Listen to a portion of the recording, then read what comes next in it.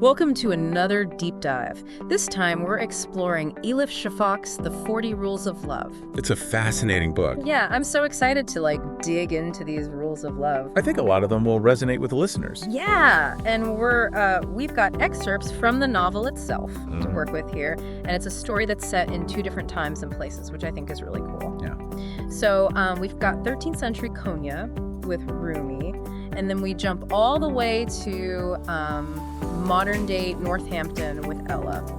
So are you ready to kind of uncover the essence of these 40 roles and see how they intertwine with, like a tale of love and spirituality and transformation? I think that's a journey everyone goes through at some point. So yeah, let's dive in. Okay, so picture this. 13th century Konya. Rumi is a respected Islamic scholar. He's living what seems like a perfectly fulfilling life, but there's something missing. Right. He confides in his mentor that he's experiencing this deep inner yearning, like a piece of his soul is missing. Have you ever felt that way? Oh, absolutely. Like you have it all on the outside, but inside there's this emptiness. Yeah. Yeah. And that's where Shams of Degrees enters the picture. He really shakes things up. Yeah. So he's this wandering dervish, which is kind of like a spiritual seeker, and he just shows up in Konya and completely disrupts Rumi's world. It's almost like a force of nature sweeping through a quiet town. Yeah. People are intrigued by Shams, but also unsettled.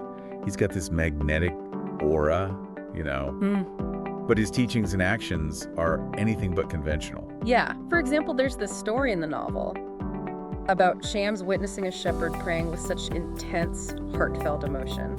I love that story. But the thing is, the shepherd's words are considered heretical, even by Moses. Yeah, it's pretty shocking. And Shams defends the shepherd, arguing that God values sincerity and a pure heart over, strict adherence to dogma.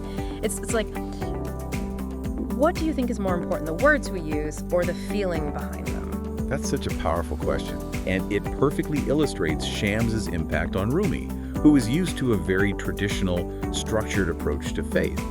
And Shams encourages him to look inward, to connect with God through his heart, not just his mind. Yeah. It's a radical idea for Rumi, and for a lot of people even today. Definitely. Yeah. And not everyone in Konya is happy about it, right? Of course not.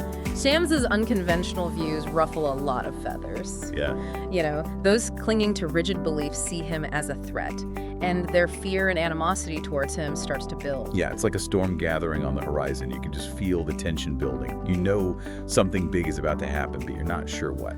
Okay, so while all this is going on in 13th century Konya, we're also transported to present-day Northampton. Yeah, there's a cool juxtaposition. Yeah, where we meet Ella. She's a 40-year-old housewife living what appears to be the perfect life. A loving husband, great kids, a comfortable home. But just like Rumi, she's feeling this nagging sense of unfulfillment. Like she's going through the motions, but not really living. It's so interesting how Shafak connects these two seemingly different characters across centuries, highlighting this universal longing for something more, this feeling that transcends time and culture, Totally. And for Ella, her journey begins when she discovers this novel, Sweet Blasphemy. Oh, I love that title. Yeah, it's about, you guessed it, Rumi and Shams. Of course. But it's not just the story that captivates her, it's the author, Aziz Zahara. They start emailing back and forth, and their conversations just become this incredible source of connection and insight for Ella. It really mirrors that intense relationship between Rumi and Shams. Yeah. This deep connection that defies societal norms and sparks both wonder and controversy. Absolutely. And as Ella delves deeper into the 40 rules and Aziz's perspective on them, she starts to question her own life choices. She even creates a list of 10 things to do before turning 41. I love those kinds of lists. Oh, me too. Yeah. And guess what number 10 is? Let me guess. Something to do with love. You got it. Open your heart to love. That's a big one. It is. But here's the thing. Ella initially resists this idea. She's scared of what might happen if she lets love in. I mean, think about it. Her life is so ordered, so predictable. Opening herself up to love could turn everything upside down. It's a common fear, the fear of the unknown, the fear of disruption. But as Ella's correspondence with Aziz continues, you can just see her walls starting to crumble. She becomes more and more fascinated by this idea of love, both in the context of the novel and in her own life. Yeah, and there's this secrecy surrounding their emails. Her growing feelings for Aziz, it all starts to create these cracks in her perfectly constructed world. Right, it's like she's on a collision course with destiny. It makes you wonder, what's more powerful, the life we build for ourselves or the forces that draw us toward our true path, even if it means disrupting everything we thought we knew? Okay, so we've got these parallel stories unfolding, both centered around the transformative power of love. But what about these 40 rules everyone keeps mentioning? I'm dying to know more about them. Yeah, let's get into the rules themselves. They're not just abstract principles, they're insights into the human condition. Little nuggets of wisdom that can help us navigate the complexities of life and love. Awesome, I'm ready. Okay, let's start with Rule 10. The path to the truth is a labor of the heart, not of the head. Have you ever found yourself overthinking a situation? Oh, all the time. Only to realize later that your gut feeling was right all along. This rule reminds us to listen to our intuition, to trust the wisdom of our hearts, even when it doesn't make logical sense. I'm so bad at that. I'm the queen of overthinking, and sometimes it just gets in the way. You know that feeling when you meet someone and there's this instant connection, this spark, but then your mind starts second-guessing everything. Exactly, and that's where this rule comes in handy. It encourages us to quiet the mental chatter and tune in to those deeper, more intuitive feelings. Okay, that one really hits home. What else? All right, how about Rule 39? This one's a bit of a mind bender. While the parts change, the whole always remains the same. It might sound abstract, but think about it like this. Think about the cycle of seasons. Spring, summer, fall, winter. Each season is distinct with its own unique qualities, but they're all part of a larger interconnected cycle. Right. The same goes for life. We go through phases, experiences, ups and downs. But it's all part of a bigger picture, this grand tapestry of being. Wow, that's really profound. So even though things are constantly changing around us, there's this underlying sense of unity and continuity. It's a reassuring reminder that we're all connected, part of something larger than ourselves. Exactly. Which brings me to Rule 37. This is probably one of the most thought-provoking rules of all. God is a meticulous clockmaker. For each, there is a time to love and a time to die.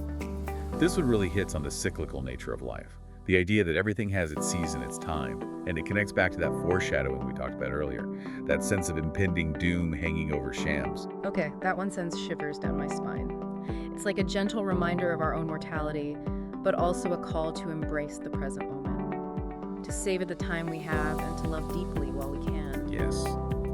It's about accepting the bittersweet beauty of life with all its joys and sorrows, knowing that everything is part of a grand design. Okay, so we left off with this intense sense of foreboding in Konya. Rumors are swirling about Shams' disappearance, and we know something bad happened. What's the truth? Well, it turns out Shams was murdered, brutally killed by those who saw him as a threat. Oh, wow. It's a stark reminder that those who challenge the status quo often face fierce opposition. It's heartbreaking. It makes you think about all the people who have been silenced just for being different. Absolutely. But even in the face of tragedy, Shafak shows us the power of transformation. Rumi, devastated by Shams' death, channels his pain into something incredible. The Mathnali, a collection of mystical poems exploring love, loss, and spiritual awakening. So even amidst the darkness, beauty emerges. Rumi takes this loss and creates a gift for the world. Exactly. And from this outpouring, the whirling dervishes are born. They use this dance as a form of meditation, a way to connect with the divine and express the profound love Rumi felt for Shams. Wow, that's powerful. So while this is happening in the 13th century, what about Ella in the present day? Well, Ella's journey also takes an unexpected turn. That cryptic message she got from Aziz. Oh, yeah, I remember. It hints at his own struggles and the possibility of them finally meeting. It was like a cliffhanger. I need to know what happens next. Well, Shafak keeps us in suspense about Ella and Aziz, just like with Sham's fate. But we do get some clues. Ella, inspired by Rumi and the 40 Rules, decides to take a leap of faith. She books a flight to Boston to meet Aziz and see where their connection leads. Wow, she's ready to open her heart, even if it means risking everything. It makes you think about those moments where you have to choose between safety and taking a chance. Those choices define us. And while Shafak leaves Ella's story open-ended, we can imagine the possibilities. What do you think happens when Ella arrives? Does she find Aziz? What kind of love story unfolds? Ooh, such a good question. It's part of the magic of Shafak's writing. She gives us these incredible stories, these insights, but also leaves space for us to connect the dots to our own lives. Exactly.